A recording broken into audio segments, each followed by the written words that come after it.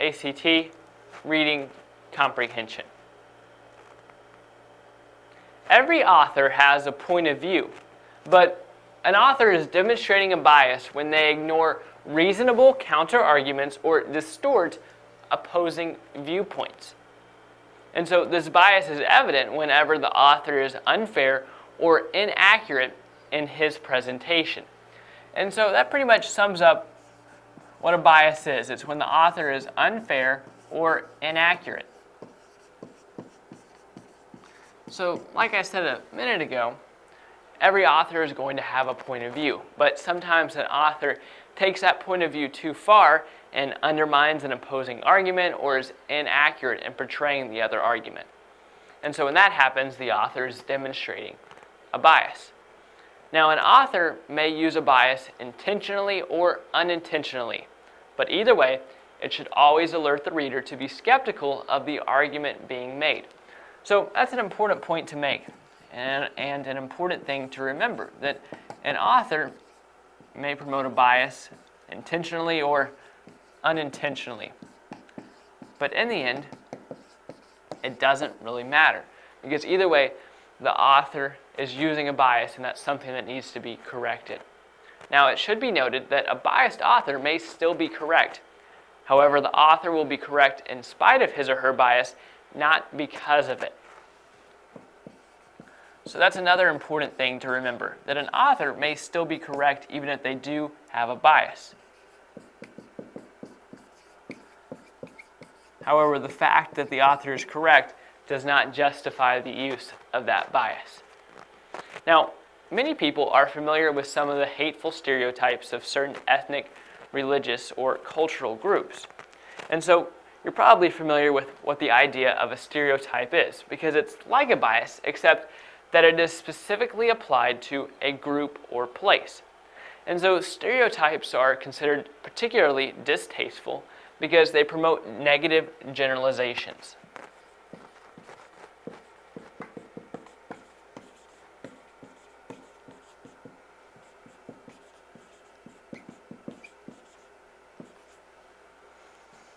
And anytime an author uses a stereotype, it reveals ignorance on their part and a lack of curiosity. So readers should be very suspicious of authors who stereotype. And so again, it reveals ignorance or lack of curiosity.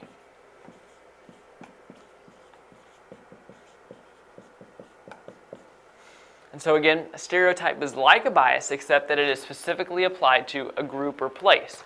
So basically, an author maybe looks at a group of people and sees something that they perceive to most of the time be true or is often true, and they make a generalization and apply it to the whole group. And generally, it's going to be something negative, and so generally, it's something that's hateful towards that group. And it indicates their lack of curiosity. And you want a writer to have curiosity so that they are exploring all sides of an argument. And then again, a bias is when an author ignores reasonable counter-arguments or distorts opposing viewpoints. And because of that, the author ends up being unfair or inaccurate.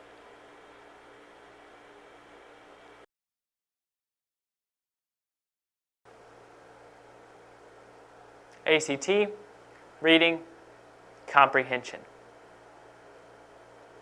Circular reasoning is a type of logical fallacy. And a logical fallacy is basically a failure of reasoning. So it's important as a reader to recognize logical fallacies because they diminish the value of the author's message. So since circular reasoning is a type of logical fallacy, we could also call circular reasoning a failure of reasoning. But more specifically, we can define it as reasoning that offers no support for assertions other than restating them in different words. So another way to define this is we could say circular arguments refer to themselves as evidence of truth. So if you find an argument that refers to itself as evidence of truth, then you know it's a circular argument.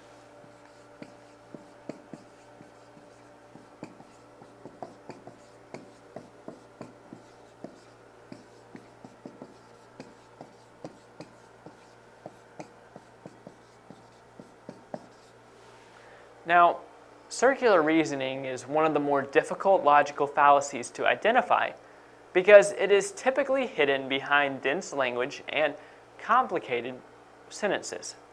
Now, a simple example of circular argument is when a person uses a word to define itself. Like right here where it says niceness is the state of being nice. So if you as the reader do not know what the word nice means, then this sentence won't be of very much help to you. Now, right here we have a little bit of a more complicated example, and this is what you are more likely to find in your reading. It says poverty is a problem for society because it creates trouble for people throughout the community.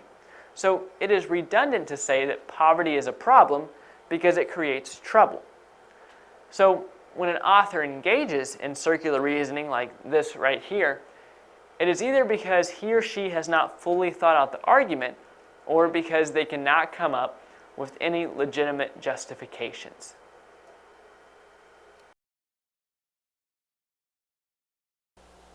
Being an active reader is vital both in terms of comprehension and retention. There are two approaches to being an active reader that I have written up here on the board. Both are fine, it's just a matter of preference as to which one you choose. So I want to take a brief look at those two ways to be an active reader. And the first approach, you start off by surveying. This means you briefly skim the chapter you're about to read and get an idea of what it is going to be about. Then question. Ask yourself, what do I think this chapter is going to be about? What do I think the author's main points are going to be? Then, of course, you actually read the chapter. Make sure you are comprehending what you are reading. If you have any questions about concepts or vocabulary words that are in the chapter you are reading, be sure to write those down and research and find the answers once you get finished. Now, this may sound silly, but continue to review what you have read. About twice a week, you need to go back and skim the chapters again and look at the main points. Also, recite what you read. Now, again, this may sound silly, but make sure that you are actually saying these concepts out loud, because oftentimes we just employ the use of sight in trying to remember concepts. But when you actually say something, you are employing the use of sight, speech, and hearing, all to be able to understand that concept so that you can retain it longer. The second approach is when you create a question and answer sheet for yourself. As you're reading, you formulate questions that you think might be on the test, and then you write down the answers to those questions. So as you're reading, look for bold words, and then write down the definitions and examples. Also, look at chapter and section headings, and draw questions from that, and then write down the answers so that you can review yourself. Always be looking for cause and effect. Anytime you see a cause and effect, write down the question so that it's a cause, and then write down the answer as the effect. In other words, you're saying, when this happens, what happens as a result of it? And so be continually looking at that question and answer sheet to prepare yourself for the test. So that's a brief look at the two ways to be an active reader.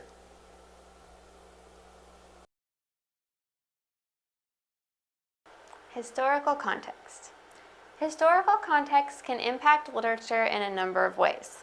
The author's writing can be impacted by the historical period during which it was written, or the historical setting of the story. For instance, when Charles Dickens was writing, he was writing during a period where authors were paid by the word, which meant that his novels were very, very long. And that was the result of the time period during which his work was written. He was writing long novels because he knew he would get paid more for every word that he wrote. Dialect is something else you can pay attention to.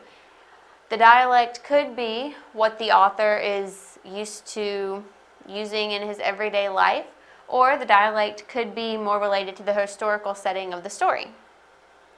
So dialect is something you want to pay attention to and ask yourself, is this the dialect used during the setting, or is this more of just the author using his own personal dialect that he's used to?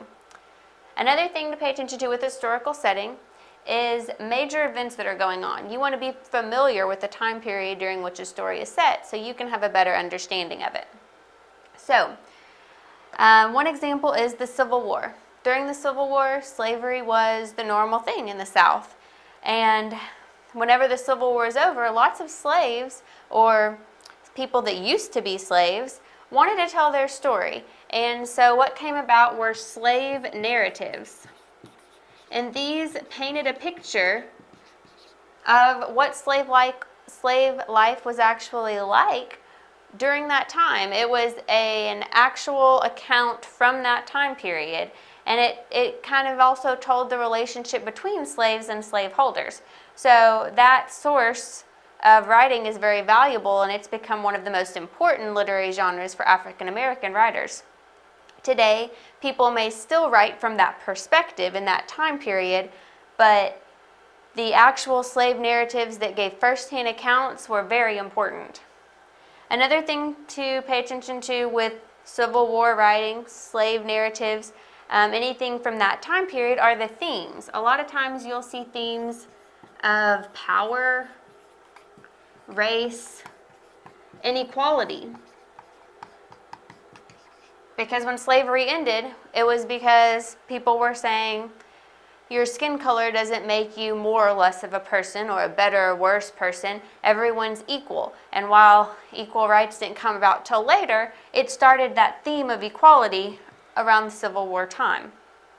Another major event that's common is World War II. There are countless novels based around World War II events, whether it's based in Nazi Germany, whether it's based in America, as people are dealing with what was going on here.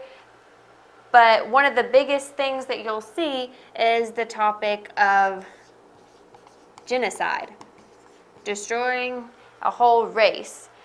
So your Jewish Nazi relations, you're going to see a lot of. Anne Frank, very, very popular book, one that most people are going to know about, was based on this. And if you know the World War II era, then you know what to expect when you're reading. You know that the Nazis are trying to take over most of Europe. You know that the Jews are being persecuted, and you've already got that bit of background knowledge before you even read the rest of the book. And with World War II novels, you're again going to see themes of race, power, and democracy, because in the end, people were going to say that having a government where some totalitarian dictator took over everything wasn't the best way to be. And you're going to see people highlighting the pros of democracy. So whenever you're reading, really pay attention to the historical context of the story, because the historical period during which it was written is always going to have an impact, and the historical setting is going to be very important for you to understand, so that you can understand why the author gave the character certain motivations and why the author carried out the plot as they did. Plotline.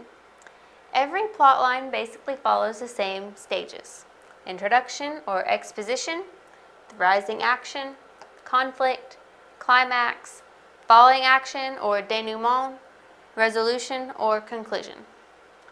In the introduction, it's going to set up the plot and tell you what the story is about.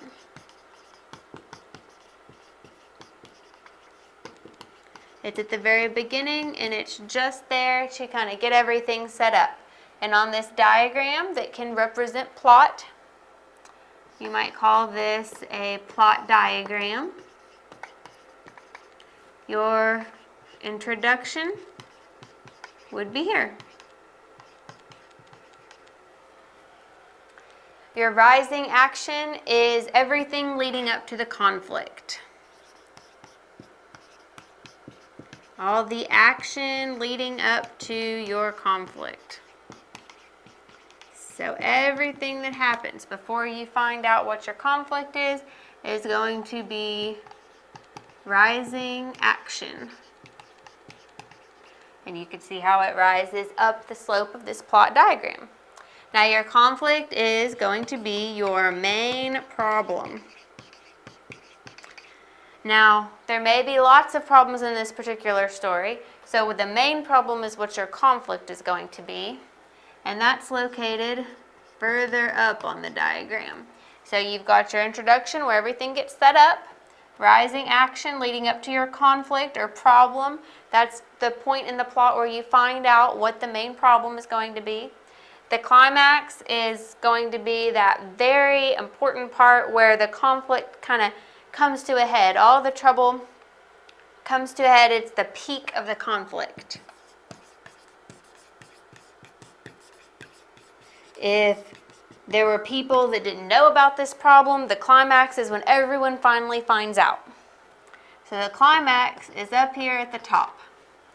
It's when all that action that's been building up and rising finally comes to a head, it comes to the top, and after that your story starts resolving itself. So with your following action, it's going to be what comes after the conflict.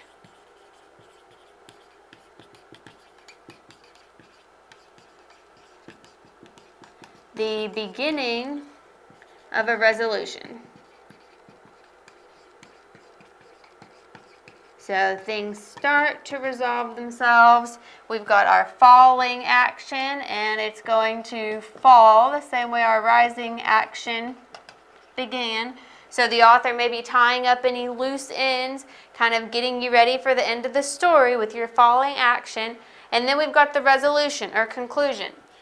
And this is where you might find,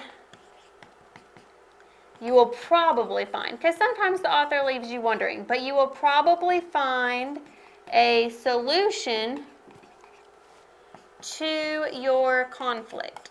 So whatever that main problem was, your resolution is usually going to contain your solution to that. And that's going to be over here at the bottom. Your resolution or conclusion. So whenever you're going through a story, it's usually going to follow these main stages. You're going to start with the introduction, where all of your plot information is set up. You kind of know what your story is about. You've got rising action, you've got characters interacting, you've got the plot building, and then you get to the conflict. You get to a problem. And after that, it's about how the characters are going to solve the problem. And you get to the climax where everyone now knows about the problem. It's the very peak of the conflict. And after that, you've got your falling action. Everyone is kind of wrapping things up. They're fixing the problem however they decided to fix it after the climax. And then in the resolution, you find out what that solution is most of the time. And any loose ends are wrapped up finally in that resolution. Sometimes you will have an author who leaves some questions hanging. A lot of times if there's a cliffhanger ending to a book and you know there's going to be a sequel, or the same with a movie, then the plot line might not give you a solution because they're going to give you another book later on that hopefully has a solution in it. So whenever you're looking at any literary work, look for a plot line in it to help you understand what's happening. If you can understand your plot, you're going to be able to understand everything else in the story a lot better. Reading comprehension is extremely important. Oftentimes you'll be tested for what you read, so it's important that you understand what you are reading. I have some simple reading comprehension tips written up here on the board that I want to go over. The first is read when you are not tired. This is different times of day for different people, but for the most part this means do not read at night because you're going to be tired from the day's activity. Oftentimes people cannot read in the morning either because they are groggy from just having woken up. So make sure you read at a time when you are very alert. Read for short time intervals. Don't try to read for an hour or two at a time because you're going to get tired of reading and not retain what you read. Try to read for 30 to 45 minutes, take a break, and then read again. Read in a distraction-free environment. Get somewhere where your eyes and ears are not distracted. This means somewhere where there is not a lot of activity and where it is quiet so that you can solely focus on reading. Comprehend what you read. It's very easy to read a page and for your eyes to move down the page, but for your thoughts to be elsewhere. Stop and ask yourself as you are reading, what am I reading and why this is important? Because you wouldn't want to get to the end of a book and not have understood anything of the book and have to reread it. So make sure you're comprehending the book as you read it.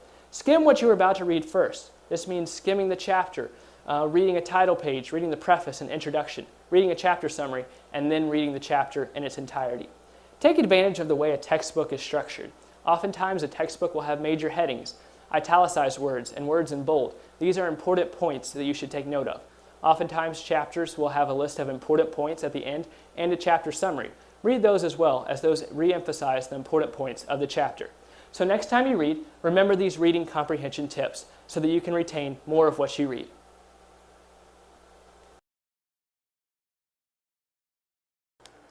Textual support for interpretation. Whenever you're going to interpret a work, you are going to identify the author's methods, their tone, their use of language, their plot, major characters, setting. Then you're going to decide on one of those aspects of the writing, pick just one, and evaluate and analyze that one aspect. You want to give your opinion on what the author was trying to do with the use of this character or with the use of a certain tone. What was their purpose in doing that? But you want to make it stronger. And one way that you can make your evaluation, your interpretation of this work stronger is to root your interpretation in the text. That means you go through and you find specific examples in the text that support what your interpretation is. The examples from the text support your ideas. So it doesn't look like it's just things that you're coming up with out of your head. It's things that you came up with because of something specific in the story that made you think. So one thing you can look at is quotes. Look at what characters say. This could be something that affects the tone, or it could be something that reflects on a character, or it could be something specific letting you know what's happening in the plot. Look at details from the story. It could be how someone looks, so physical characteristics. It could be specific things that happen in the plot. It could have to do with the tone as well. It could have to do with specific language that the author used. But find those details and then put them into your evaluation. Find these quotes and put them into your interpretation.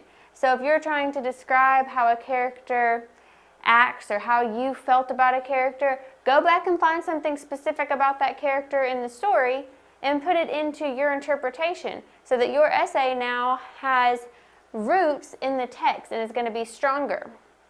Another thing you can do, which isn't going to pull information directly from the text you read, but is going to make your work stronger, is to find statistics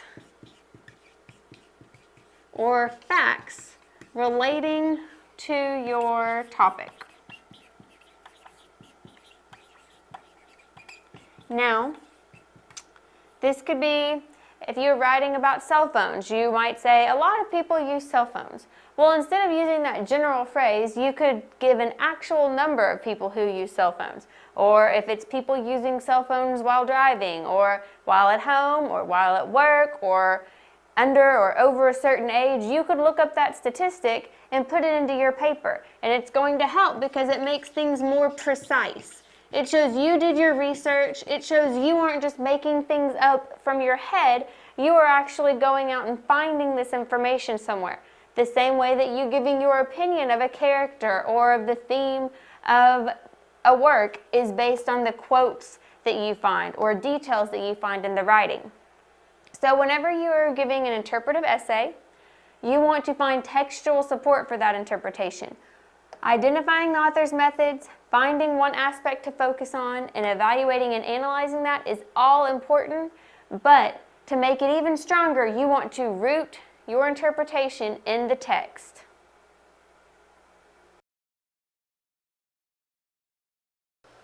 Theme. Theme is the overall idea of a piece of literature. So think about the lesson or moral of the story that the author is trying to get across to you.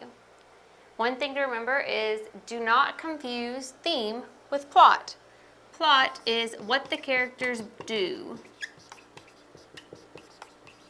It's the action of the story. It does not have to do with the overall lesson or message that the author is getting across. Now, obviously, what the characters do is going to help you understand the theme, but plot and theme are not the same thing. Plot is going to be more about human nature, society, and life in general. There can also be more than one theme. The author may have one overall message, but there may be a few messages in there, or you may be able to find more than one theme besides the main controlling theme of the story. Some questions to ask yourself are, what is the lesson or message? And some common themes are, man struggles against society, man struggles against nature, overcoming adversity, the importance of family and friendship, man struggles with faith, sacrifices bring rewards, and honesty is the best policy. So for all of these, I want us to look at the story of the tortoise and the hare from Aesop's Fables. And this shows you that there can definitely be more than one theme for one story. Now, all of these may not be what Aesop had in mind when he was coming up with this fable, but I was able to see all of these themes in the story. The last one, I couldn't come up with something for, but I've got a good one for that as well. So, man struggles against society. You've got this tortoise who feels like he's going to keep going and he's going to try to win the race, but all of society is against him and saying, oh, that hare has got you beat. He's way faster than you. I don't know why you think you're fast enough to beat him. So I'm sure that tortoise was struggling against society's views of him. Another one would be man struggle against nature. The tortoise is struggling against the nature of his self, how he's made. He's obviously not going to be as fast as the hare. He's going to have to go up hills. He's going to be fighting against the very nature of his self, where the hare is made to go much faster. Overcoming adversity. Just simply winning the race, the tortoise ended up winning even though no one expected him to do it. Even though people were probably telling him, oh, you can't do that. The hare's always going to beat you. The importance of family and friendship. Now, I've talked a lot about society, telling the tortoise he couldn't do this, but I'd like to think that the tortoise had some family and friends on his side that were urging him on, that helped him feel like he could actually go through and win this race. Man struggles with faith. The tortoise had to have faith in himself. The hare was very, very cocky. He felt like he had this race won, so much so that he went and took a nap, where the tortoise didn't do that. He had faith in himself and knew that he could do this if he just kept going, if he gave it his all. And then sacrifices bring rewards. The tortoise sacrificed that nap that the hare took, and in the end he won the race because he just kept going. Now, the moral of the story they give you is slow and steady wins the race, but I can see all of these themes in that story. Now, honesty is the best policy. I couldn't really come up with one for, but you can always look at Pinocchio. Pinocchio, every time he told a lie, his nose grew. It was not a good thing. Every time he lied, something bad happened to him. I won't ruin the whole story for you, but everyone knows about the growing nose, which is a sad punishment for someone who is not using honesty. So it's showing you honesty is the best policy. So whenever you're reading a story, you can look at what the characters are doing to figure out what the plot is, but remember the theme is different. The theme is going to be the controlling idea in that piece of literature. And you want to ask yourself, what is the lesson or moral the author is trying to get across to me?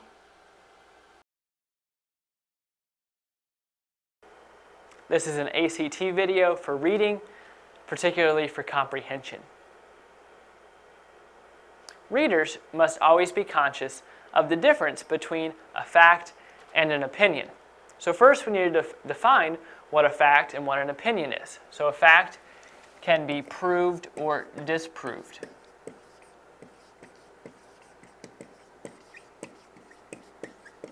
In other words, a fact can be subjected to analysis. However, an opinion cannot be subjected to an analysis.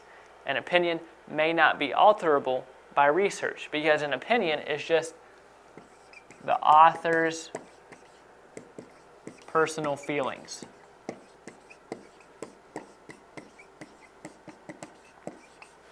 So this sentence right here says the distance from New York to Boston is about 200 miles. So this right here is a fact because this can be proven or disproven. Now, although this isn't very specific because it uses the word about, it still is a fact. You could look at a map and see that the distance from New York to Boston is about 200 miles. Now, the sentence New York is too crowded is stated almost like a fact, but it is still an opinion because there is no objective way to measure overcrowding. And so many times an opinion will be indicated by words like believe, think, or feel.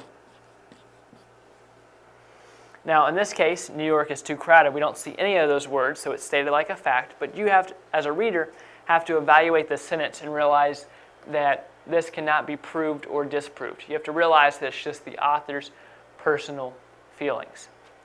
Now, many times, an opinion will be supported by facts.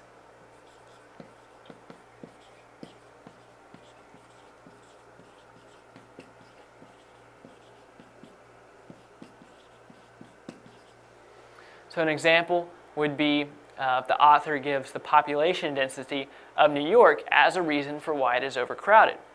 And now an opinion supported by facts tends to be more convincing. However, that doesn't make it a fact, even though the writer might back it up with a fact. It's still an opinion. It's still the author's personal feelings. Now, like I said, an opinion supported by a fact tends to be more convincing. But when authors support their opinions with other opinions, the reader is unlikely to be moved.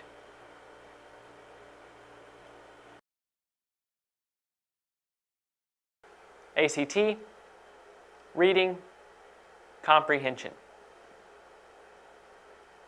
We could place the term false analogy into a group called a logical fallacy, which is a failure of reasoning.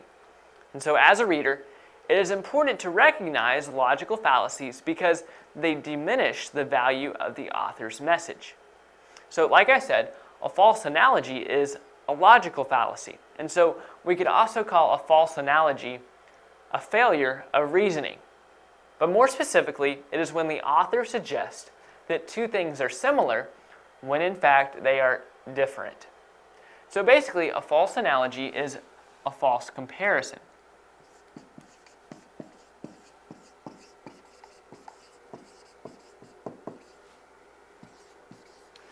So many times an author uses a false analogy when they're trying to convince the reader that something unknown is like something familiar.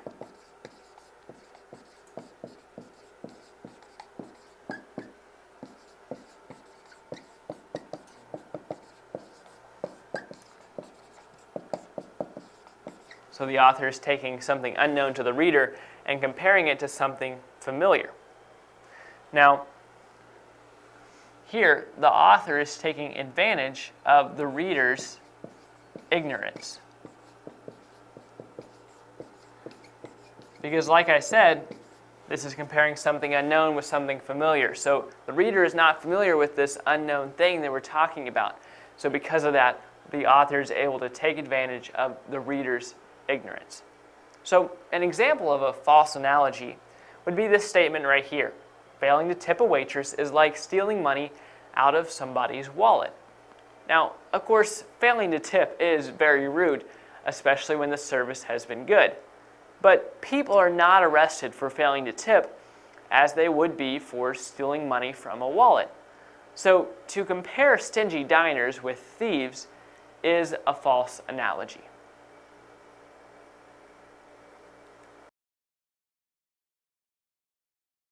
This is an ACT video for the category of reading and then the subcategory of comprehension. False dichotomy is an example of a logical fallacy, which is a failure of reasoning. And that's just what false dichotomy is, a failure of reasoning. But more specifically, we can define false dichotomy as when the author creates an artificial sense that there are only two possible alternatives in a situation. And by doing that, the author limits both the reader's options and imagination. And so this fallacy is common when the author has an agenda and wants to give the impression that their view is the only sensible one. And so readers should always be suspicious of the false dichotomy.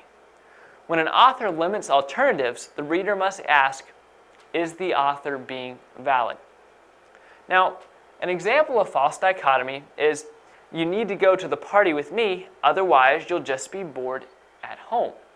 And so here, the speaker suggests that the only other possibility besides being at the party is being bored at home. This is not true, as it is perfectly possible to be entertained at home, or even to go somewhere other than the party. And so this is an example of false dichotomy, because here the author is creating that artificial sense that there are only two possible alternatives. One is to go to the party, and one is to be bored at home. And remember that I said the author wants to give the impression that their view is the only sensible one. And so here, the only sensible option looks like to go to the party, because who wants to be bored at home? Whereas really, there's many options, and there's many sensible options in this situation. So that's why this is an example of false dichotomy.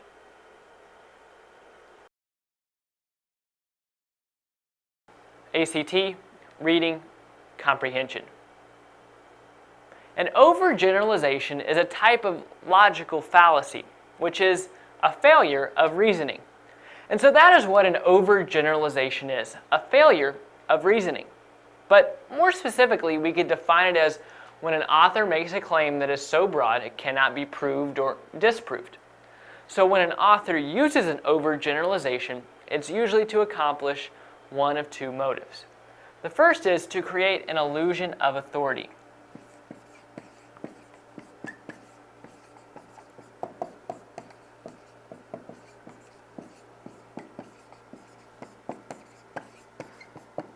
So the author may want to make it look like they have authority when in fact they do not. The second possible motive is to sway the opinion of the reader.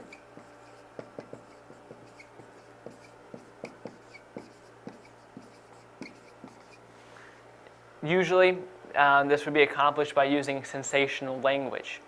And so if the author was writing a persuasive essay, he may employ the use of overgeneralization to sway the opinion of the reader. Now, take a look at this example right here of overgeneralization. Everybody knows she is a terrible teacher. Now here, the author makes an assumption that cannot really be believed. It may be that most people do indeed have a negative view of the teacher, but to say that everybody feels that way is an exaggeration. Here, the author is claiming consensus when none actually exist. Now, when a reader spots an overgeneralization like this one, they should become skeptical about the argument that is being made, because an author will often try to hide a weak or unsupported assertion behind authoritative language. So if you see a statement like this and you can recognize it as an overgeneralization, know that that means that the author is probably trying to hide a weak or unsupported assertion behind authoritative language.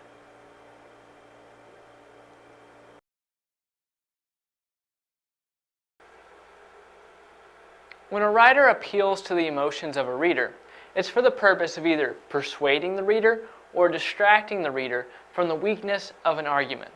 So in order to appeal to the reader's emotions, there's four main tactics a writer may use. The first is pity.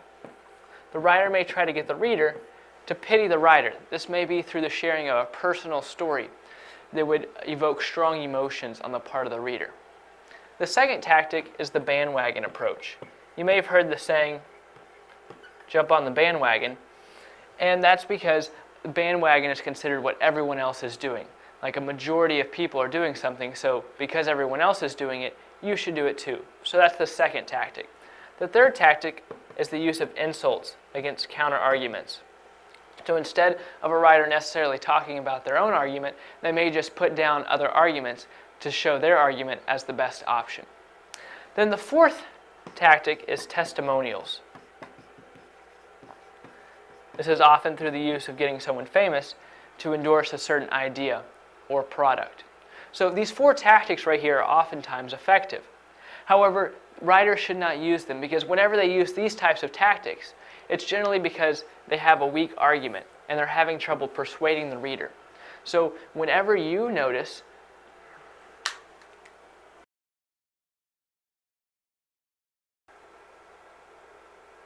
noticing an author's position is very vital to understanding a piece of writing, because every writer is going to have a personal bias, or they're going to have a certain position on whatever they're writing about. So the way they portray something in their writing may not be totally accurate. So it's vital that you as a reader understand the author's position so that you can better understand their work of writing. So first of all, the author's position is basically their stance on the issue at hand. It's what they believe about the issue they are writing about. So to help you find the author's position, you need to notice several things. Notice each point here starts with the word notice, because to find the author's position, you can't just sit back and have it come to you. You as the reader are going to have to be proactive and notice these things. So first of all, notice personal opinions. So this is basically noticing when someone is interjecting their own thoughts about something instead of actually putting fact in there. Notice bias. This is when someone words a sentence or a paragraph so that they portray something as being good or maybe portray something else as being bad. In other words, they're not giving fact anymore. The way they word something casts something into a negative light or makes something look very good or very positive. Also, notice emotional language. This is when a writer puts their own thoughts into something or their own opinions into something, and then by using strong emotional language, tries to sway the reader over to their thinking. Now remember, again, we're not talking about a persuasive paper, because persuasive papers are always going to have a certain author's position in it, because that's the idea of a persuasive paper, that the author is trying to sway you a certain way. So we're not focusing on persuasive papers, focusing on other kinds of papers when the author really isn't supposed to have a bias, when they're not supposed to have a position on the issue. But nevertheless, they are going to have a position. And so sometimes they'll insert emotional language to try to persuade someone to their thinking. Then also, notice what information is left out. Because when we're talking about personal opinions, bias, and emotional language, these are all things that are going to be added to the paper. This is something an author may add to the paper to insert their bias or to insert their own position. But noticing what is left out is when the author doesn't write something to support their position. This may be some fact that would look bad upon their own position, so they just leave it out. So sometimes it's hard to know what is left out because it's not there. And if you don't know anything else about the topic at hand, you may not know what pertinent information is being left out. But sometimes that can be helpful to understanding the author's position. So the important thing to take away from this is that the author's position is their stance on the issue at hand. And any piece of writing that is out there, the author who wrote it is going to have a position on that subject. So it's up to you as the reader to determine how strong that position is portrayed in the paper, and to notice anytime anything is skewed or the facts are twisted a little bit, and when the author is trying to persuade you to believe like they do.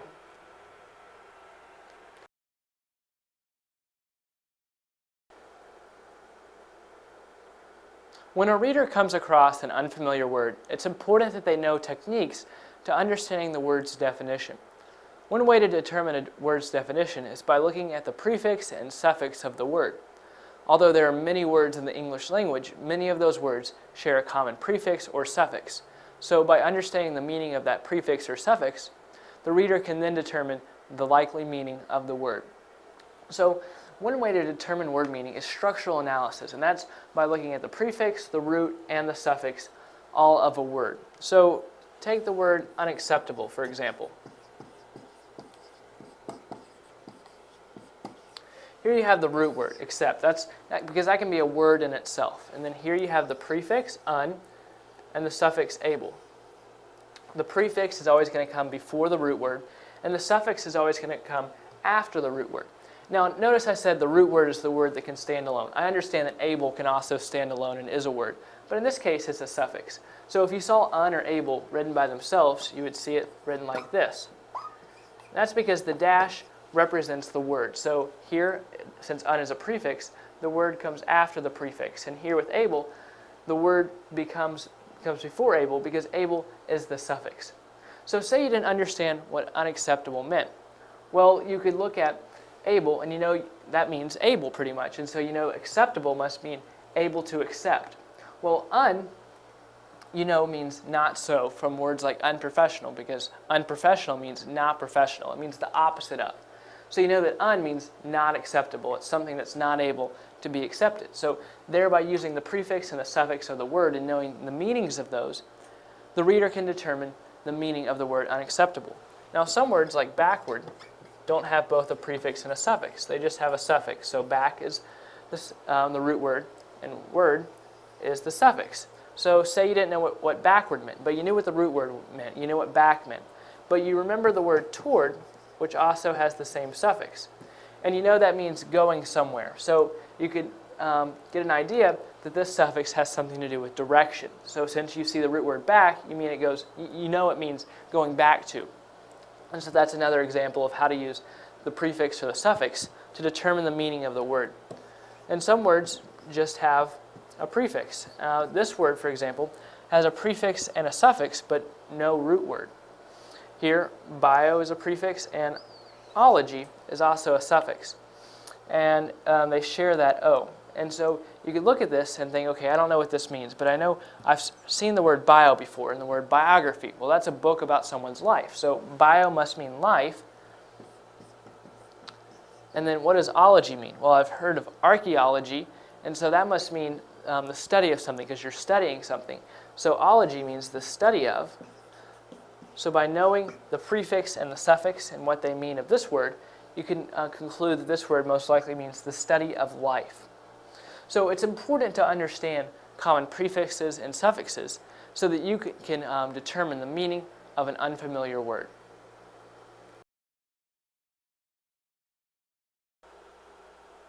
When a reader is required to draw conclusions from the information presented in graphs, tables, charts, or diagrams, it is important to limit these conclusions to the terms of the graphic itself. In other words, the reader should avoid extrapolating from the data to make claims that are not supportable. So consider this graph as an example. It compares the price of bread to the demand for bread. So notice here, as demand rises, price also rises, because over here, see, price is very high. Well, demand is also very high. Well, notice here, when demand is low, price is also very low. So we know here that price and demand relate to each other in some way. We can't look at this graph and say, oh, it's just coincidence that price and demand rise and fall together. No, we know there's some relation between price and demand here. But that's all we can tell from this diagram. See, we can't look at this graph and say, oh, when price rises, it causes demand to rise. We can't say that because it may be demand rising that causes price to rise. Or it could be some other variables and factors that are not included in this graph that play an important role in determining demand and price. So the important thing is when someone analyzes a graph that they don't read too far into that graphic organizer or the diagram, graph, pie chart, whatever that graphic organizer may be. It's important that the reader just take that graph at face value and only draws conclusions that are supported by the graph.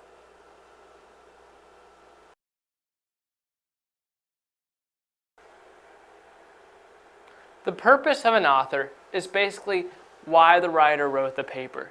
It's what motivated them to write something. So there's three basic types of motivations or purposes of an author. They either wrote something to inform, entertain, or persuade.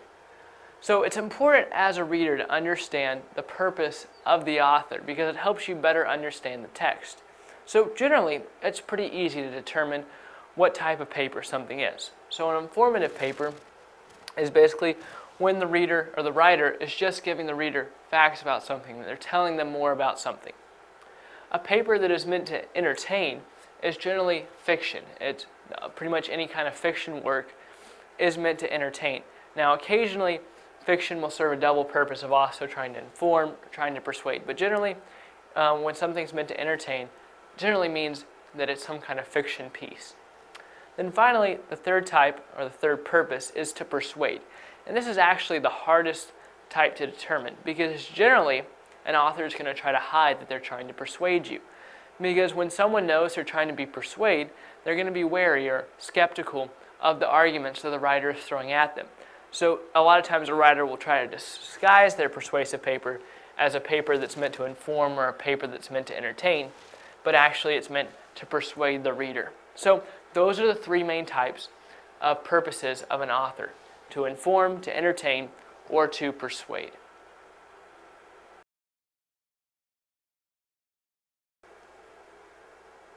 Topics and main ideas are vital parts of a paper, so it's important that you know how to find the topic and main ideas. But first, we need to understand what those are.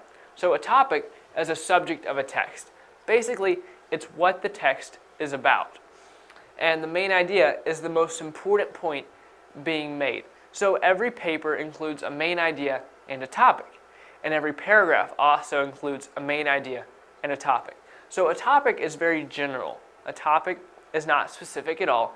It just tells an overview of what the paper or the paragraph is about. So the topic of a paper could just be tennis. That's the subject of the text, or the text is about tennis. But the main idea is more specific. The main idea is like a thesis statement. It's the most important point being made in the paper. So while the topic might be tennis, the main idea would be tennis is a good form of exercise. So generally you can find the topic and main idea in the first sentence of the paper. So it might say something like, tennis is a great form of exercise. So you know there, the topic's tennis and the main idea is exercise. Or this might also be found at the beginning of a paragraph. If the paper is about something different, the paragraph may have its own topic and main idea. So the first sentence of the paragraph might be, tennis is a great form of exercise. And there, boom, you found the topic and the main idea. Some papers are more difficult and some paragraphs are more difficult, and you may have to read each sentence in that paper or paragraph and find the general theme of all those sentences, what those sentences have in common. But in general, it's very easy to find the topic. You can just scan the paper and figure out what the paper is about, and then more specifically, you can find out what the main idea of the paper is. And since the main idea is the main idea, it's the most important part of the paper, the main idea will be repeated oftentimes throughout the entire paper, generally in the introduction and in the conclusion, and sometimes in between.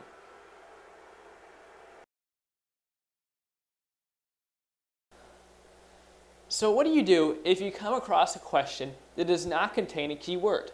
As a test taker, you've been trained to look for the keyword in the question to help you determine the answer. But if there's no keyword in the question, then where do you go from there to determine the answer? Well, let's take a look at this example, and then I'll show you how to find a keyword. This example is going to say, which of the following would the author of the paragraph likely agree with?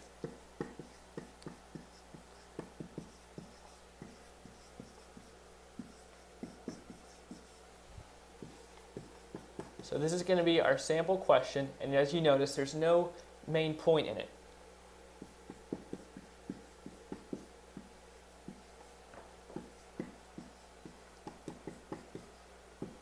So you just look over this question. Do you see a keyword? Because I don't. So if a question like this occurred on a test and you can't find a keyword in it, and you need to find a keyword to determine the answer, what do? You go to the only other place you can. You look for a keyword in the answers. So it's going to be multiple choice. So look at answer choice A and read that answer and try to find a keyword in that answer. Then once you have determined the keyword in the answer, quickly skim the paragraph to find that keyword. Then go down to answer choice B. Find a keyword in answer choice B and quickly scan the paragraph to find answer choice B. Then continue down through the other letter choices. A lot of times the keywords of the answers will be closely grouped together within one paragraph. So once you have identified the keywords, you will notice that they're very close to each other, so they're very easy to find, and you can quickly figure out where the keywords are, and then you'll be on your way to correctly answering the question. So remember, if you ever come across a question where there's no keyword, like this example, go to the only other place you can. Find a keyword in the answers, and you will be on your way to picking the correct answer.